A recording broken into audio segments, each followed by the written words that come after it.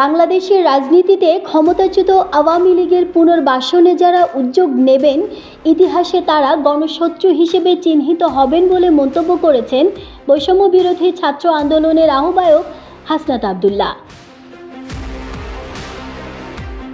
সামাজিক যোগাযোগ মাধ্যম ফেসবুকে দেয়া এক পোস্টে এসব কথা জানান তিনি।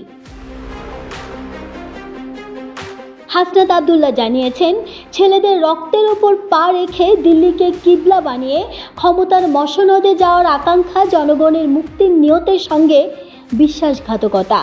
আওয়ামী পুনর্বাসনের জন্য যারা উদ্যোগ নেবে তাদেরকে ইতিহাস গণশত্রু হিসেবেই চিহ্নিত করবে।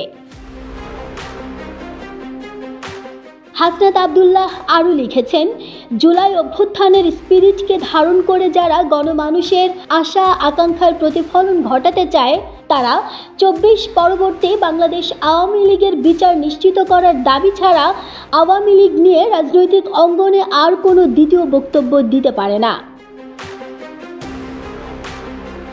হাসনাতের সঙ্গে একাত্মতা প্রকাশ করে বাংলা গানের যুবরাজ আসিফ আকবর ওই পোস্টের কমেন্টে লিখেন, সম্পূর্ণ সহমত। বিনা শাস্তিতে আওয়ামী লীগকে পুনর্বাসনের প্রতিটি চেষ্টা মানেই প্রতিবারই জুলাই বিপ্লবের শহীদগণের রক্তের সাথে বেইমানি করা।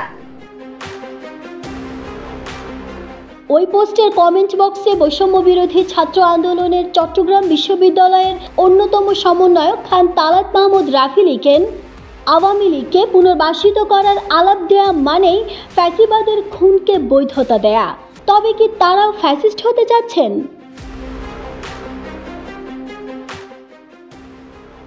এর আগে সরকারের যুব ও ক্রীড়া মন্ত্রণালয়ের উপদেষ্টা আসিফ মাহমুদ বলেছেন, আমরা সরকারের পক্ষ থেকে যখন আওয়ামী লীগকে নিষিদ্ধের কথা বলি, তখন রাজনৈতিক দলগুলো তাদের বক্তৃতায় সেটি বাধা দেওয়ার চেষ্টা করছে। 1945 সালে জার্মানির ফ্যাসিস্ট নাৎসি পার্টিকে যদি নিষিদ্ধ করা হয় এবং এখনও তারা নিষিদ্ধ রয়েছে, সেখান থেকেই বোঝা উচিত আওয়ামী লীগের পরিণতি কী হওয়া উচিত।